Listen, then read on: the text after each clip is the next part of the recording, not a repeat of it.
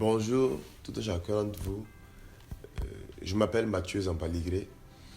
Je suis serviteur de Dieu à New York, dans le ministère que le Seigneur nous a confié, Christ to All Nations. C'est vrai, je suis devant vous aujourd'hui, c'est pour un témoignage particulier, pour quelque chose qui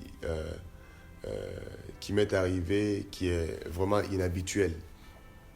Et je prie que vraiment ce que je vais apporter dans les quelques minutes qui suivent puisse vraiment changer la vie de quelqu'un et aider quelqu'un d'une manière spéciale. Et donc, il y a quelques temps de cela, j'ai reçu à cœur de faire une retraite de prière de 3 jours. Et effectivement, quand j'ai trouvé le lieu dans la ville de New Jersey, effectivement, je suis allé, c'était le 4 décembre, du 4 au 7 décembre 2018. Et donc, effectivement, je suis allé, par la grâce de Dieu, pour la retraite spirituelle. C'était vraiment pour me rapprocher du Seigneur, c'était vraiment pour chercher la face du Père, et en tout cas, et entendre sa voix pour la nouvelle année, pour le peuple de Dieu qu'il m'a confié, le peuple de Christ to All Nations, de ce ministère-là et tout. Et vraiment, c'était vraiment une soif de Dieu qui me conduisait à être là. Et donc, effectivement, je me suis rendu au lieu où je devais faire la retraite de prière. J'ai commencé un mardi 4 décembre. Et vraiment, la présence de Dieu a commencé à descendre dans la chambre. Puisque je suis rentré, c'était une retraite où je ne sortais même pas, où mon téléphone était éteint. C'était juste une connexion à 100% avec Dieu tous les 3 jours et les 3 nuits, sans sortir, sans parler à aucun être humain, que le Seigneur, la prière, la méditation, la prière, la méditation. Donc j'ai commencé le mardi et effectivement, dans la journée du mercredi, quelque chose d'inhabituel est arrivé, quelque chose de nouveau, en tout cas pour moi, est vraiment arrivé. Parce que comme j'étais en prière intense, je ne suivais plus vraiment le temps, je ne dormais plus la nuit et je n'étais pas éveillé le jour. Donc souvent c'était, je pouvais dormir 1 heure et me réveiller en train de prier, 2 heures en train de prier, c'était comme cela. Donc effectivement, il est arrivé que je m'étais assoupi, en tout cas je m'étais endormi. Donc quand je me suis réveillé vers 13 heures, je suis allé dans la douche et toujours dans la chambre là-bas où je faisais la retraite de prière, et je suis allé me soulager et je revenais en tout cas pour me rendormir pour quelques temps. Et quand je revenais, c'était toujours quelques minutes passées après 13 heures. Et je me suis recouché. Maintenant, c'est là que vraiment tout va commencer. Quand je me suis couché, et vraiment Dieu est mon témoin, tout ce que je vais dire, je ne peux pas mentir. Donc je me suis couché simplement et j'ai fait une simple prière au Seigneur. Et je l'ai fait, je me rappelle très bien en anglais. Je l'ai dit, What is hidden that I don't know? Voilà. Ça veut dire simplement, qu'est-ce qui est caché que je ne connais pas, Seigneur? Et dès que j'ai fait cette prière-là, je ne sais pas ce qui est arrivé, mais je me suis retrouvé en train de descendre, en train de tomber, en train de descendre, en train de descendre. J'étais conscient que je descendais. C'est comme un homme qui tombe d'un avion vraiment en chute libre, sans parachute. Et je tombais, mais je ne criais pas, je n'avais pas peur. Mais en tout cas, je tombais et je sentais que c'était vraiment profond. Voilà, c'était quand même profond. Je descendais. Je sentais que je descendais dans une force du genre. Et je suis allé atterrir dans un canoë ou une pirogue, je ne sais pas. Et quand je suis arrivé là-bas, en même temps, la pirogue avançait parce que c'était en même temps sur une rivière, et en tout cas où l'eau vraiment aller quelque part avec une vitesse. Et il y avait des rochers sur cette rivière-là. Et ça veut dire, ça rendait la navigation vraiment difficile. J'essayais de ramer d'une manière, mais c'était vraiment compliqué parce que souvent le bord du canoë tapait les rochers. Je ne comprenais pas. Je savais qu'il fallait être violent si je devais m'en sortir vraiment de là. Je savais qu'il fallait être violent si je devais m'en sortir. Donc j'ai commencé à faire de toutes mes forces parce que au fur et à mesure que la rivière avançait, je devais éviter les pierres, je devais éviter les rochers, je devais éviter, c'était pas tout le temps évident, mais je voyais au loin, je voyais un homme au fond à droite. Je voyais un homme au fond à droite. Pendant que la rivière partait, je voyais un homme au fond qui était arrêté à droite. Et je savais que c'est là-bas que je devais accoster. Voilà. Donc je faisais mon possible pour aller vers la droite. Je faisais mon possible pour aller vers la droite. Je savais que c'est là-bas qu'il fallait. Et il ne fallait pas que je rate, en tout cas, cette destination-là. Donc, finalement, et je suis arrivé, et je ne sais pas si cet homme m'a aidé ou bien je suis descendu par moi-même, mais en tout cas ça n'a pas été facile, et en tout cas je me suis débrouillé et je suis arrivé sur le sol. Et dès que je suis descendu sur le sol, je voyais un lieu comme les péages. Je voyais un lieu, je savais que c'était un lieu de sécurité qu'il fallait passer pour entrer dans ce grand lieu-là, parce que je voyais de grands arbres, je voyais des arbres, je voyais la rivière, et je voyais que c'est comme s'il y avait une entrée, mais il y avait un coin de sécurité, un lieu de sécurité que je savais qu'il fallait passer. Mais dès que je suis sorti là, et il y avait comme une canne à pêche qui était là. Je ne sais pas si c'est moi qui tenais ou bien c'était une main invisible qui tenait. Jusque-là, je ne sais pas en réalité où est-ce que je suis. Mais je sais que je ne suis plus, en tout cas, sur la terre. Je sais que, en tout cas, je ne suis plus clairement, en tout cas, dans la chambre où j'étais en train de faire ma prière. Donc j'étais conscient que j'étais ailleurs, quelque part d'autre, mais je ne savais pas vraiment où. Et il y avait cette canne à pêche là qui me suivait. Et au bout de la canne à pêche, il y avait un poisson qui était accroché à la maison. Voilà. Un poisson qui était accroché à la maison. Et donc, je ne sais pas si c'était ça qui a permis que je traverse la barrière de sécurité, le lieu qui semble être un lieu de péage. Mais je savais qu'il faut passer ce lieu-là pour pouvoir avoir en tout cas accès en tout cas à un deuxième lieu.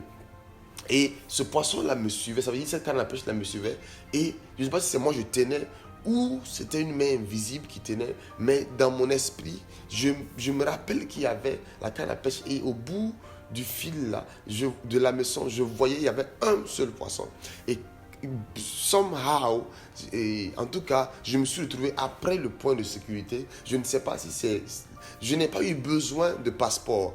Je n'ai pas eu besoin de carte d'identité pour traverser ce lieu de sécurité-là. On ne m'a pas demandé mon pays. On ne m'a pas demandé si j'étais légal quelque part, si j'avais un passeport. Il n'y avait pas quelque chose de ce genre. Voilà. Mais je me suis retrouvé justement juste après le point de sécurité. Voilà. Et comme cela. Et quand je suis arrivé à ce niveau, il y avait des gens qui venaient vers moi. Je ne voyais pas très très bien leur visage, mais des gens venaient vers moi. Je n'ai pas vraiment encore conscience claire du lieu où je suis. You know, j'essayais de savoir où est-ce que je suis. Voilà. Mais je savais que c'était un lieu en tout cas mystérieux. Et quand vraiment ils arrivaient, le poisson que je tenais ou que la main invisible tenait qui me suivait, voilà, et est rentré dans la main d'une personne. Voilà. Et moi, je me demandais à moi, mais attends, c'est mon poisson, pourquoi lui, il prend mon poisson?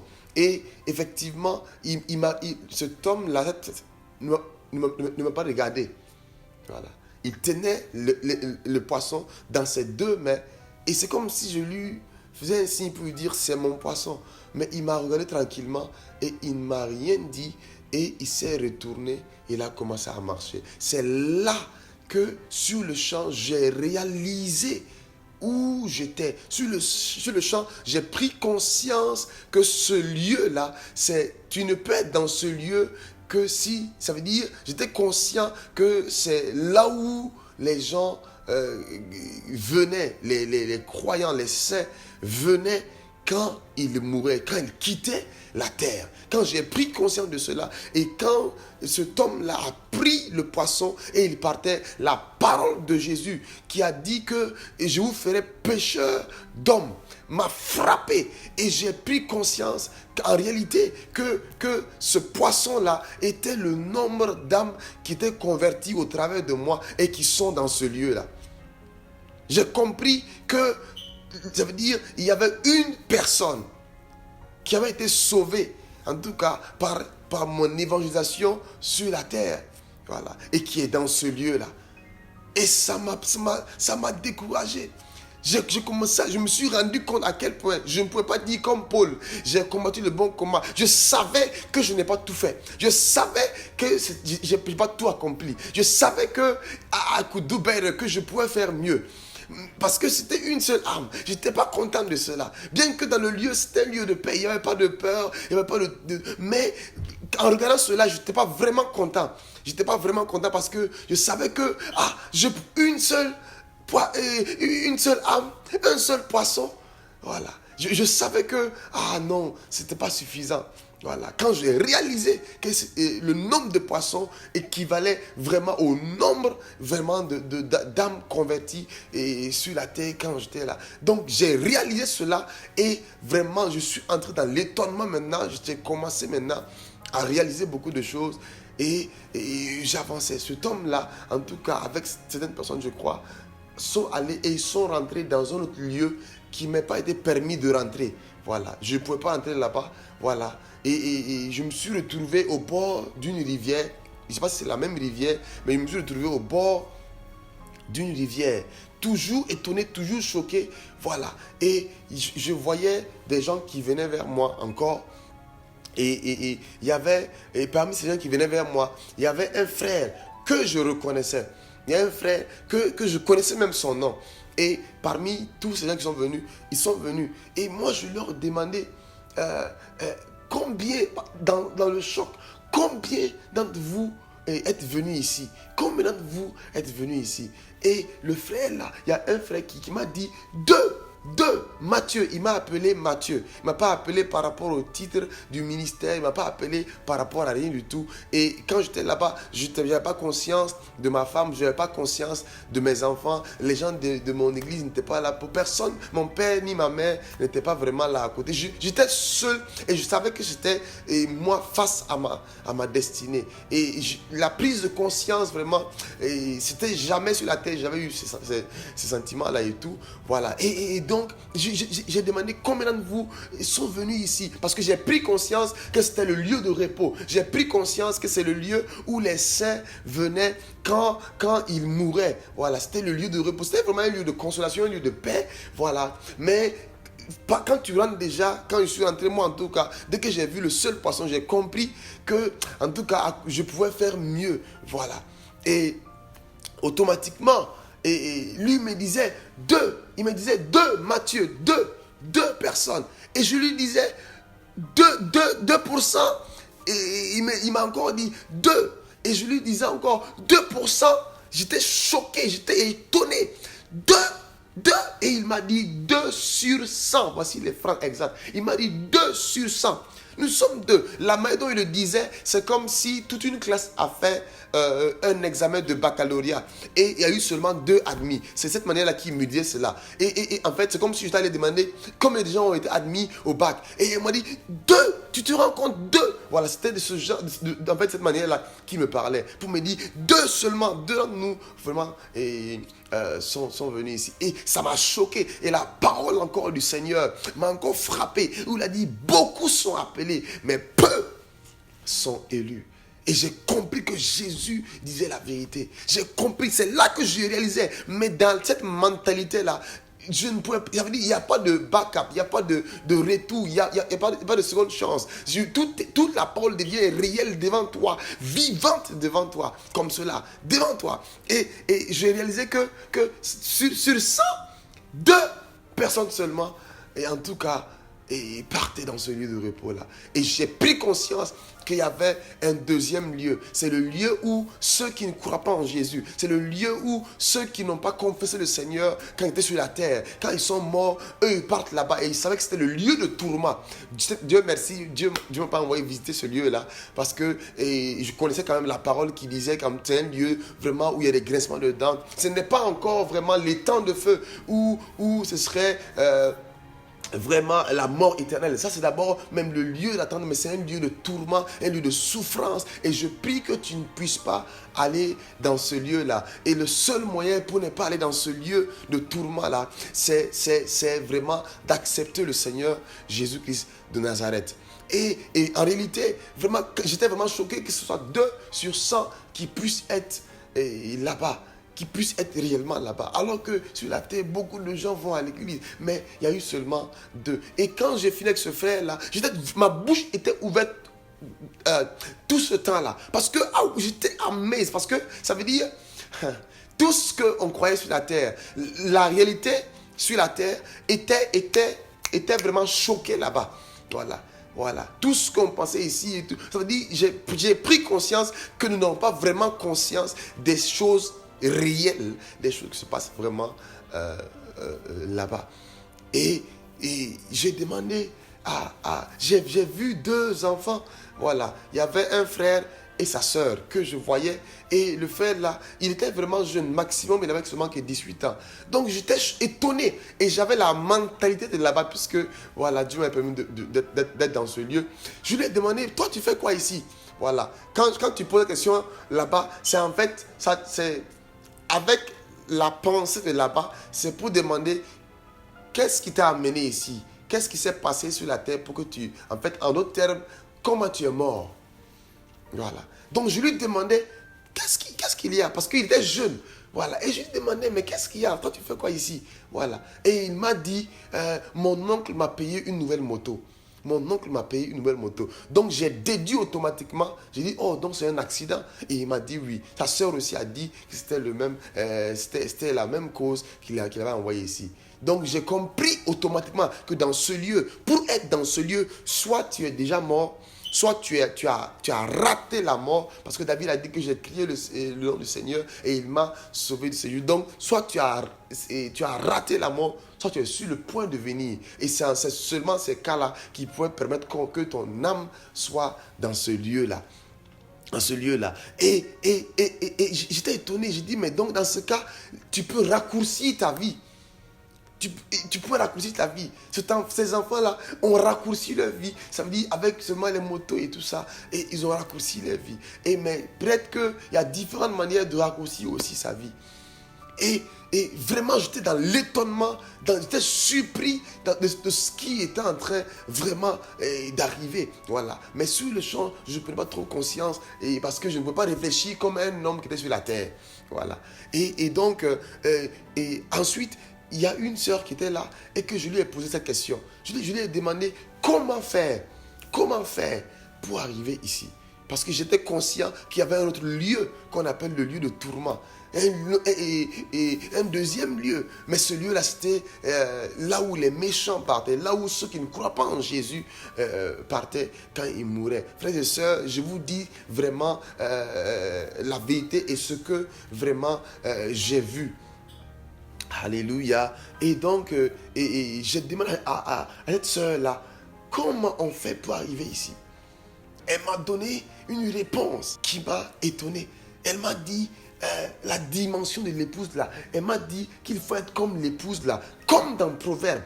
C'est ce qu'elle m'a dit, comme dans Proverbe là. Et elle m'a dit qu'il faut prêcher l'évangile à ta famille, comme dans Exode.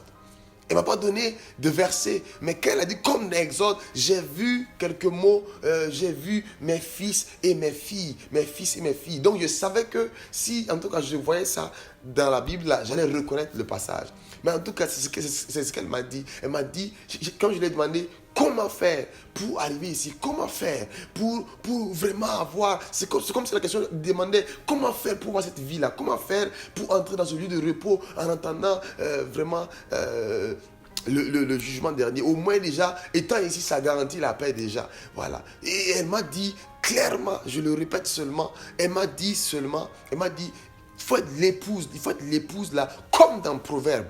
Et elle m'a dit encore, il faut parler à sa famille. Je comprenais qu'elle voulait dire, il faut, dans ce lieu-là, c'est comme si il ne faut pas trop parler pour qu'on se comprenne. Voilà. C'est comme si seulement tu dis combien, c'est comme si c'était déjà compris. Voilà. En tout cas, j'avais l'impression qu'on ne parlait pas trop là-bas comme ici pour se faire comprendre. Voilà. C'est comme si on comprenait automatiquement même souvent les pensées des autres sans vraiment trop parler. Voilà. Et elle m'a dit deuxièmement, il faut parler à sa famille, il faut parler à sa famille de Jésus. Voilà. Et les passages, moi et ma maison, nous servirons le Seigneur, me sont venus et vraiment, encore le centenier qui a dit que dans Actes, où la Bible disait, si tu crois au Seigneur Jésus, tu seras sauvé, toi et ta famille. Ces passages-là me sont venus quand elle parlait de parler et de Jésus à sa famille, aux membres de sa famille. Voilà, c'est les deux raisons-là qu'elle m'a données pour pouvoir arriver. Et automatiquement, je me suis retrouvé encore sur le canoë ou dans la pirogue. Et je repartais, je suis sur la rivière, je suis en train de repartir en sens opposé.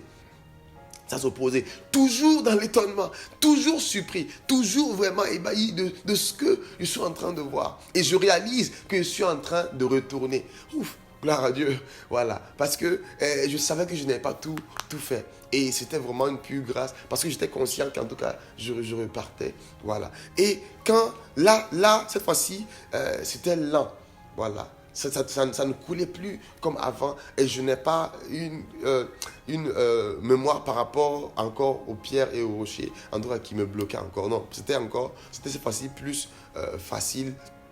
Et quand je partais, quand la pirogue repartait, j'ai vu un homme qui était arrêté sur la rive. Mais avec la mentalité de là-bas, c'est comme si j'étais donné de comprendre les choses. Et cet homme-là, je savais que c'était un ange en même temps. Je savais automatiquement que c'était un ange. Donc il était arrêté, mais il y a un autre homme qui est venu pour lui parler. J'ai vu son habillement et tout. Lui, il était habillé différemment. Voilà. Et on sentait que lui, il était supérieur à celui qui était arrêté. Et donc, lui, il est venu parler. Je ne me permettais pas de tout dire, tout ce que j'ai entendu, comme Paul aussi a dit qu'il est allé dans le paradis et que en fait il a entendu des choses qui sont ineffables à l'homme d'entendre. Ça veut dire, donc j'ai entendu des choses aussi que vraiment je pense que c'est pas right for me, juste pour moi de tout le dire. Mais ce que je veux juste dire, c'est que cet homme-là reprochait à l'autre ange là par rapport au lieu et je savais, ça veut dire c'était par rapport à la violence. C'est comme si il disait que pour entrer ici, il faut être violent. Voilà. Et quand il disait cela, je me suis rappelé de quand j'arrivais, comment est-ce que la rivière allait rapidement et que vraiment il y avait les pierres, des rochers et tout. J'ai compris que la rivière pouvait représenter le monde et que vraiment les rochers là et tout ça là pouvaient représenter des pierres d'achoppement, ça veut dire des tentations et tout. Ça veut dire, j'ai compris que dans la vie, dans la marche chrétienne, il y a beaucoup de tentations et si on n'est pas violent, comme j'étais en train d'essayer de faire, si on n'est pas violent, on risque de se noyer, on risque de rentrer dans le monde. Et j'ai aussi compris qu'en un clin d'œil, si on n'est pas assez violent, on peut perdre la vie, on peut quitter ce monde-là vraiment sans avoir de lettre de préavis. Voilà. Et c'est comme ça que l'autre l'a parlé. Mais cet homme-là, il ne reprochait pas avec violence. Je sentais l'amour dans ses paroles. Et j'ai eu à cœur de savoir un peu qui c'était parce qu'il était différent. Il était vraiment différent. Et il parlait avec amour. Bien qu'il reprochait, mais je sentais de l'amour dans ses paroles. Et en tout cas, donc... la pirogue, en tout cas, continuait à avancer. Et subitement, je me suis réveillé. Voilà. Je ne sais si j'étais absent de corps ou présent de corps, comme Paul l'a dit. Parce que ça ne s'est pas passé comme si je suis sorti et que je voyais mon corps sur les lits, des choses comme cela. Non. Mais en tout cas, je me suis réveillé. Donc, je ne sais si j'étais absent de corps ou présent de corps. Et automatiquement, j'étais effrayé. And then, j'étais en train de me dire, qu'est-ce qui s'est passé? Qu'est-ce qui s'est passé? Qu'est-ce qui vient de se passer? J'ai vraiment vu ce que j'ai vu. C'est vraiment ça. Et maintenant, je me suis réveillé physiquement maintenant. Je suis assis au bord du lit, en train de trembler un peu. C'était vraiment... Ouf, je n'avais jamais vu quelque chose comme ça. J'ai jamais vu des révélations, des visions, en tout cas, dans la voix de Dieu. Mais je n'avais jamais vu quelque chose comme cela. Et je me suis rappelé qu'avant de dormir, avant de me coucher, je disais, Seigneur, qu'est-ce qui est caché que je ne connais pas? Et j'ai réalisé que ça s'est vraiment fait. Automatiquement, je suis allé sur la chaise qui avait une table et j'avais mon cahier de notes et j'ai commencé à tout noter.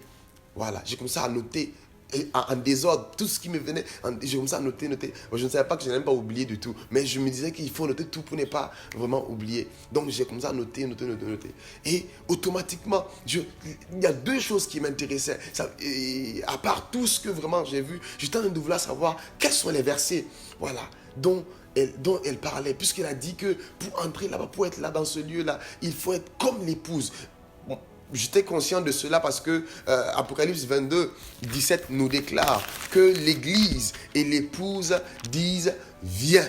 Voilà, donc je savais que Jésus revenait pour une épouse. Jésus revenait pour une église, pour des chrétiens qui ont atteint une dimension d'épouse. Parce que nous sommes l'épouse de Christ. Donc ça m'a encore étonné, voilà, parce que déjà j'ai commencé quelque temps avant à l'enseigner dans l'église, vraiment où Dieu m'a établi comme leader. J'ai commencé à enseigner la dimension de l'épouse, en tout cas aux chrétiens. Et vraiment c'est une dimension où vraiment il faut aimer le Seigneur de tout son cœur, de toute son âme, de toute sa force, voilà.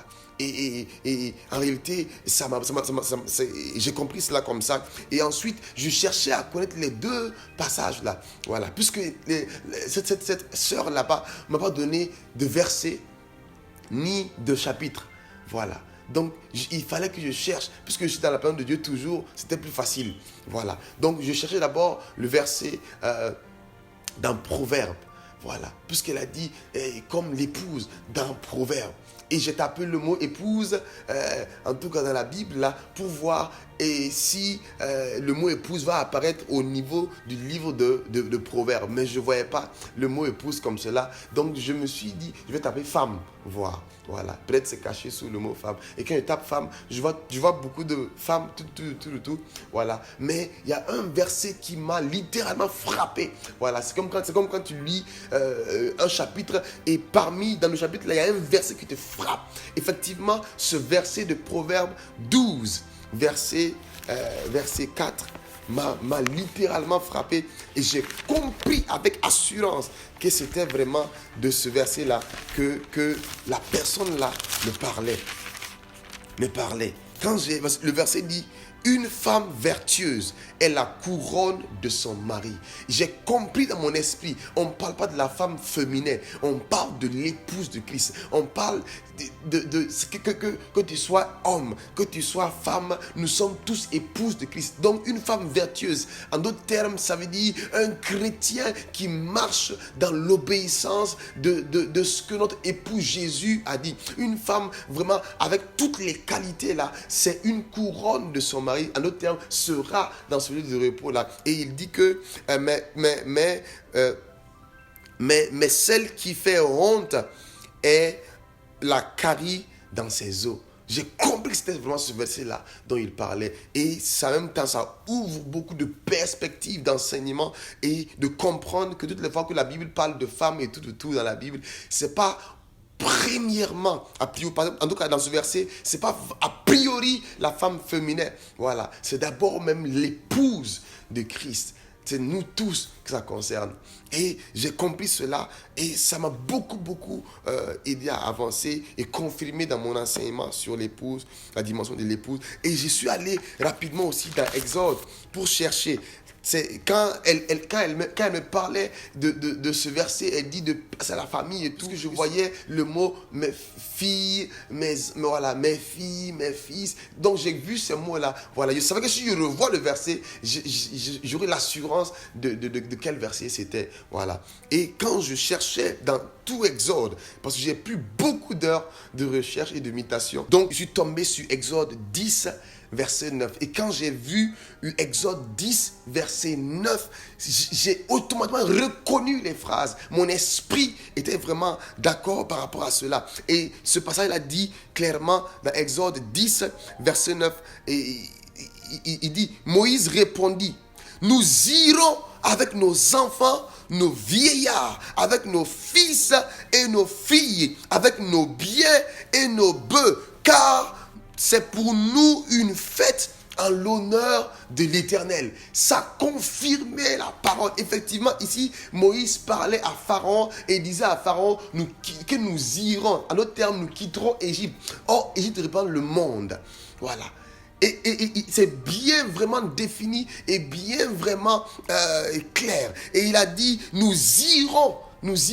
Ça veut dire, donc je me rappelais de ce que la femme là me disait. Ça veut dire en tant que chrétien, nous devons prendre la résolution de dire, nous irons au paradis avec nos vieillards. Nous irons au paradis avec nos grands-pères, nos grands-mères, nos fils, nos filles, nos femmes, nos maris. J'ai compris que en réalité, Dieu attend de nous que chacun d'entre nous qui est converti soit le pasteur de sa famille, soit l'évangéliste de sa famille. Ton pasteur à l'église n'a pas accès à ta maison, n'a pas accès à ton grand-père. C'est toi qui as accès à ces gens-là et Dieu compte sur toi. Et c'est vraiment une grande révélation qui aide quiconque m'écoute et qui m'aide beaucoup aujourd'hui à comprendre que nous devons encore nous lever réellement, bien sûr pour le monde, dans les rues et tout. Mais d'abord à Jérusalem, comme Jésus a dit. Jérusalem, ensuite Samarie et tout ça. Et par après, les extrémités de la terre. Donc ça commence dans la famille. Et je ne savais pas que c'était aussi important pour le cœur de Dieu comme cela. Voilà. Et ce passage est très clair et très même profond. Moïse dit, nous irons avec nos enfants. Donc tu dois prêcher l'évangile à tes enfants biologiques, tes enfants spirituels, tout ça. Et nos vieillards, tes grands-parents, voilà, la grande famille. Et avec nos fils et nos filles. Encore il ajoute, avec nos biens et nos bœufs. Et la Bible aussi dit, Jésus a dit, ne gardez pas vos biens sur la terre, mais mettez vos biens là où il n'y a pas de teigne ni de rouille. J'ai compris quand Moïse a dit nous irons avec nos biens et tout là-bas. Comment on peut aller avec nos biens au ciel? Comment on peut aller avec nos biens au paradis? J'ai compris que c'est en servant le Seigneur avec nos biens, c'est en ceci que nous investissons dans le royaume de Dieu, au lieu d'investir dans les choses qui ne vont pas vraiment. Tout ce que nous faisons dans le compte du royaume de Dieu va dans notre compte spirituel. Donc ce passage-là, automatiquement saute de son contexte d'une manière et vraiment mais clair et affirme tout ce que j'ai vraiment vu. Donc quand je suis revenu le 7, j'ai appelé. J'ai essayé de rentrer en contact avec le frère que j'ai reconnu quand j'étais là-bas. Voilà. J'ai essayé de l'appeler et quand finalement je l'ai eu au téléphone. Voilà. Gloire à Dieu. Comme il a décroché, ça voulait dire qu'il n'est pas mort. Donc forcément, il avait raté sûrement la mort. Et donc je voulais savoir cela parce que ça allait confirmer toute l'histoire. Voilà. Et quand je l'ai appelé, je l'ai salué et tout, et je lui ai demandé si tout va bien. Et c'est là qu'il m'a dit qu'il était gravement malade. Un jour, il revenait du travail et qu'il y a un mal de tête qu'il a pris et que ça l'a vraiment chauffé. Arrivé à la maison, il a pris les comprimés. Ça n'a fait que s'empirer. Il ne comprenait rien. Il savait que ce n'était pas normal, mais il savait que c'était vraiment grave aussi. Et par exemple, sa mère n'était même pas à la maison ce jour, mais sa mère après a confirmé que, en fait, c'est comme si une voix lui a dit où elle était, de prier pour son fils, que c'est possible que son fils soit en train d'avoir vraiment des maux de tête. Voilà. Donc c'était vraiment sérieux. Et il a essayé de joindre son frère et tout, parce qu'il n'arrivait pas. Donc il luttait, il agonisait comme cela. Et il a dit que c'est comme si on avait soulevé ses pieds en haut et que sa tête était en bas et tout son sang venait dans la tête. Et il a dit que si quelqu'un lui disait qu'il allait atteindre l'aube, il dirait que c'est faux. J'ai compris, je lui ai dit, mon frère, effectivement, tu Le Seigneur t'a sauvé de la mort ce jour-là. Il m'a dit, ah bon? J'ai dit oui. J'ai dit parce que moi, Dieu m'a fait grâce de voir quelque chose. Et en tout cas, le paradis. Et moi, je t'ai vu là-bas. Voilà. Ne vous trompez pas, le mot paradis est seulement mentionné 3 fois dans la Bible, puisqu'après cela, moi-même, quand je me suis réveillé, j'étais un peu, pas confus, mais en tout cas, puisque moi je croyais que en tant qu'enfant de Dieu, quand on mourait seulement, on allait au ciel, au 3e ciel, et que ce lieu de repos-là, c'était avant Jésus. Voilà, et je pense que c'était un lieu qu'on appelait Saint d'Abraham, tout ça. Non, Saint d'Abraham, j'ai bien cherché, et vous êtes libre aussi d'aller vraiment chercher ces choses-là pour faire du bien, pour en tout cas vous aider. Saint d'Abraham veut seulement dire à côté d'Abraham, là où Abraham simplement était. Effectivement, dans Luc 16, vous pouvez voir l'histoire de Lazare et de l'homme riche. Voilà, quand Lazare est mort et l'homme riche est mort, l'homme riche a été enterré, Lazare a été amené dans le sein d'Abraham, à côté d'Abraham simplement, voilà, dans un lieu de consolation où il était et l'homme riche est allé dans le lieu de tourment, vraiment où il souffrait. Il disait à Abraham, il pouvait voir Abraham de loin. Donc ça révèle que les deux lieux ne sont pas très loin. C'est séparé vraiment par un grand abîme, mais ça montre quand même que effectivement c'est sous nous. C'est pour cela, vous allez voir dans la Bible dit souvent, tout genou fléchit, toute langue confesse dans le ciel, sur la terre et sous la terre, parce qu'en fait il y a des mondes sous nous.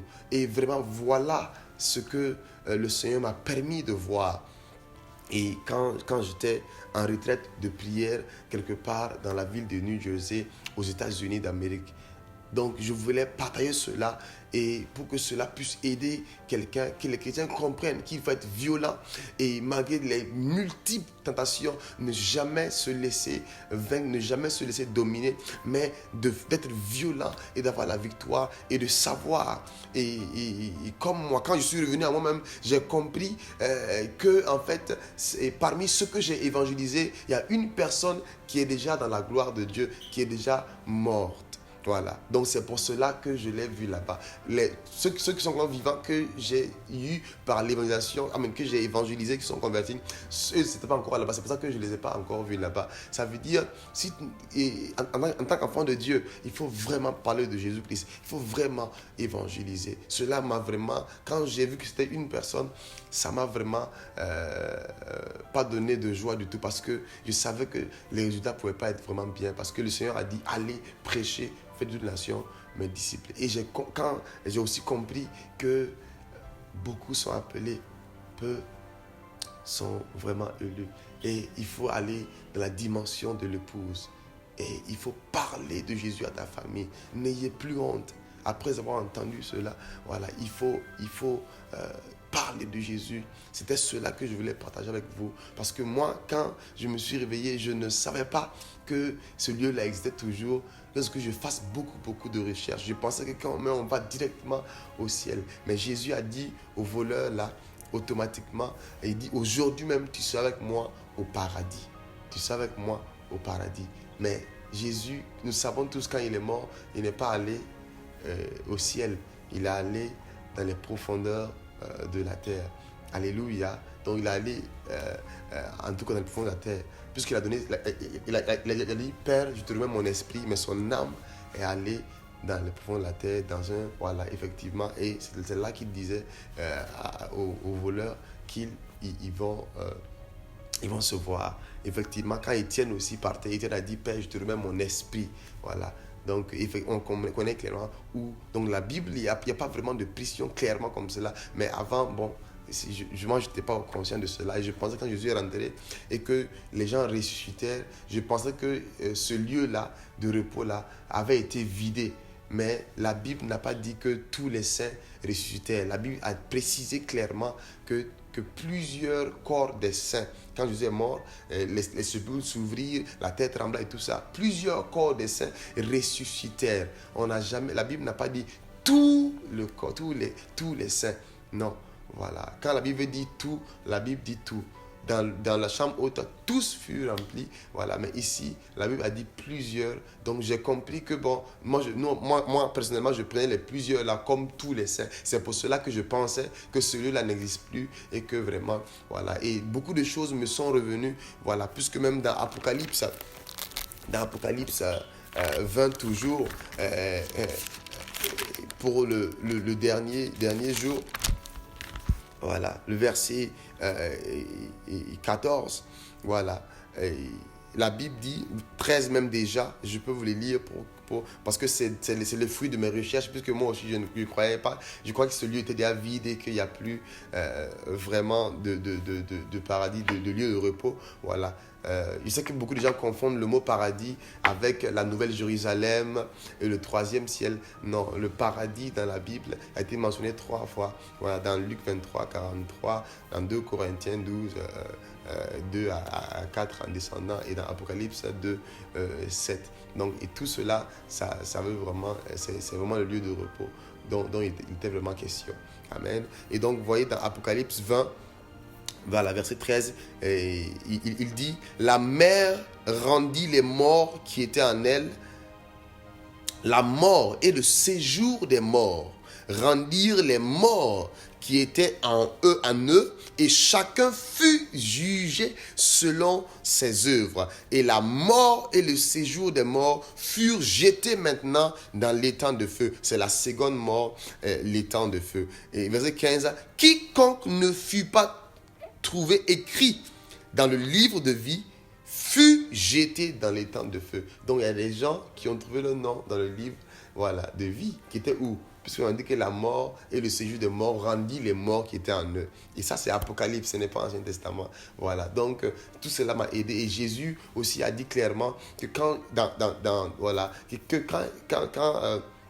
qu'il s'en va préparer une place pour nous, voilà, et quand ce serait prêt, il va venir nous chercher. Voilà, et ça c'était vraiment très très clair. Donc, s'il n'est pas encore venu, on peut assumer que peut-être la place n'est pas encore. Ouais, mais en tout cas, il a dit que quand ça est prêt, la place qu'il a préparée pour nous, les saints, il va venir nous chercher pour amener là-bas. Voilà. Donc, il a dit, il pense que tout cela encore confirme. Encore dans Thessaloniciens, la Bible déclare que quand le Seigneur reviendra, les morts ressusciteront premièrement. Voilà. Il n'a pas dit qu'il reviendra avec eux. Voilà, il dit, les morts ressusciteront premièrement et ensuite les vivants, nous qui sommes vivants, s'il vient maintenant, nous qui sommes vivants, on va maintenant les rejoindre dans le premier ciel. Donc tout cela m'a beaucoup aidé vraiment à comprendre que, en tout cas, c'est cela et que quand le chrétien meurt, son esprit va à Dieu, parce que son esprit était un avec le Seigneur, mais son âme va dans le lieu de repos. C'est un lieu de consolation. Voilà. Comme Abraham l'a dit effectivement, maintenant Lazare est consolé et toi, tu souffres. Voilà. Donc j'ai compris que c'est un lieu de consolation. Et c'est pour ça, j'ai même réalisé, c'est un lieu d'attente de jugement aussi. Voilà. Mais déjà que tu es là-bas, tu es un saint et ce qui est très très dommage, c'est que si tu n'as pas Jésus, tu es dans un autre lieu qu'on appelle le lieu de tourment, où vraiment tu souffres d'avance même. Voilà, où le gars souffrait tellement, il souffrait, il dit qu'il souffre dans la flamme. Voilà. Et que vraiment, il demande à Abraham de l'autre côté du lieu de repos de mettre son doigt d'envoyer Lazare qui mette son doigt dans l'eau et venir mettre seulement pour appuyer sa langue. Ça montre à quel point il souffre. Et donc, bien aimé, je te demande, donne ta vie à Jésus. Ne pars pas dans ce lieu. Et ce lieu n'est pas encore l'enfer final dont nous pensons. Non, c'est un lieu de tourment, c'est un lieu de douleur, c'est un lieu de grincement de dents, c'est un lieu de lamentation. C'est un lieu de pleurs, un lieu tellement tu as soif, tu veux une goutte d'eau seulement. Et finalement, cet homme riche-là a dit à Abraham, s'il te plaît, envoie Lazare pour qu'il aille dire à mes frères qui sont sur la terre, j'ai 5 frères qui sont sur la terre, pour qu'il aille les dire que, de suivre Dieu, afin qu'ils ne viennent pas dans ce lieu-là. Mais Ses frères sont sur la terre, personne n'entend cela. Abraham lui a dit, non, ils ont Moïse et les prophètes. S'ils n'écoutent pas ces hommes-là, ce n'est pas la peine. Même si quelqu'un venait dans ce lieu, même si Dieu permettrait que quelqu'un meure et vienne dans ce lieu, et qu'il ressuscite là, et qu'il parle et dit, ce n'est pas ceux qui vont croire. S'ils n'écoutent pas les pasteurs, les prophètes qui les évangélisent déjà, ce n'est pas la peine. Voilà. Et aujourd'hui, je ne sais pas si j'étais dans mon corps ou j'étais, voilà. Mais en tout cas, voilà ce que Dieu m'a permis de voir. Et moi, je viens, en tout cas, vous dire, je ne vais pas me taire, je viens vraiment vous dire, et j'espère que cela vous a aidé et que cela a fait prendre conscience à beaucoup de personnes. Je ne m'attendais pas à ça. Voilà, j'aime le Seigneur, je ne m'attendais pas à tout ça. Voilà, c'était vraiment quelque chose d'étonnant pour moi. Et je n'ai pas fini cette vidéo-là sans... Parce que souvent, beaucoup de personnes vont dire, ah, moi je ne savais pas que c'était réel comme cela. Moi, je veux donner ma vie à Jésus. Comment je veux faire? Ah, là où tu es, si tu es sincère, mon frère, moi j'étais dans le lieu de repos. J'ai vu, voilà. Et c'était un lieu de paix, c'est un lieu de calme, un lieu de consolation. Voilà. Mais il y a un deuxième lieu. Je n'ai pas eu l'occasion, je n'ai pas allé là-bas. Dieu m'a permis de partir là-bas. Et je suis reconnaissant à Dieu. Parce que déjà dans la Bible, l'homme là, quand il décrit ce lieu-là, ce n'est même pas encore l'étang de feu. Mais la manière dont ça fait, c'est déjà, tu vas être là-bas en attendant même d'abord l'enfer. C'est vraiment, c'est un lieu que tu ne souhaites même pas à ton pire ennemi. Ça, c'est le lieu de tourment d'abord. Voilà. Donc vraiment, et tu veux te convertir, donner ta vie à Jésus-Christ. Peu importe là où tu es dans le monde entier, baisse la tête et dis avec moi. Et vous, chrétiens, vous pouvez comme ça prier aussi dans ces 2 minutes-là par rapport à tout ce que vous avez entendu, par rapport à la persévérance, à l'évangélisation, à la violence, voilà, spirituelle. Et toi qui veux vraiment donner ta vie à Jésus, dis simplement avec moi. Ferme les yeux, tu peux te mettre à genoux. Dis avec moi, Seigneur Jésus, lève tes 2 mains. Dis avec moi, Seigneur Jésus, je viens à toi aujourd'hui. Je te donne ma vie. Entre dans mon cœur. Sauve mon âme. Je ne veux pas aller dans le lieu de tourment. Je veux que soit à ma mort, je sois dans le lieu de consolation en entendant la nouvelle Jérusalem, où il n'y aura plus de tristesse, où il n'y aura plus de pleurs. Seigneur Jésus, je veux te donner ma vie. Saint-Esprit, donne-moi la nouvelle naissance. Donne-moi de naître de nouveau. Seigneur, ce soir ou ce matin, je te donne ma vie entièrement. Je veux te servir. Je suis enfant de Dieu. Mes péchés sont pardonnés. Je crois que Jésus-Christ est le Fils de Dieu et qu'il est venu mourir à la croix pour nos péchés et qu'il est le seul chemin au ciel et que nul ne peut aller au Père que par lui. Je crois cela de tout mon cœur et à partir d'aujourd'hui, je m'engage à le suivre par la grâce de Dieu. Amen. Que Dieu vous bénisse, que sa grâce repose sur vous. Je m'appelle Mathieu Zampalegré, je suis serviteur de Dieu à Bethel Christ to All Nations à New York City. C'est le ministère que le Seigneur m'a donné. Et vraiment, voici le message que le Seigneur m'a donné entre-temps. Et vraiment, c'était au début effrayant. C'était, même jusque-là, je suis toujours sur l'effet parce qu'il y a seulement almost 1 semaine. Non, je bénis le Seigneur, je voulais le partager avec vous. Je suis sûr que ça va aider beaucoup de gens. Et Dieu veut que nous quittions l'ignorance et Dieu veut que nous rentrons dans la liberté pour pouvoir vivre. Parce que l'ignorance fait périr, mais la connaissance des choses donne la vie. Donc je vous demande de partager vraiment cette vidéo avec vos familles, avec vos proches. Partagez cette vidéo avec tout le monde. Copiez les liens, partagez. Et pour que Dieu sauve quelqu'un. Et vous-même, que cela vous aide à booster votre désir d'évangéliser maintenant, de régler vos vies avec le Seigneur. Que Dieu vous bénisse. Amen.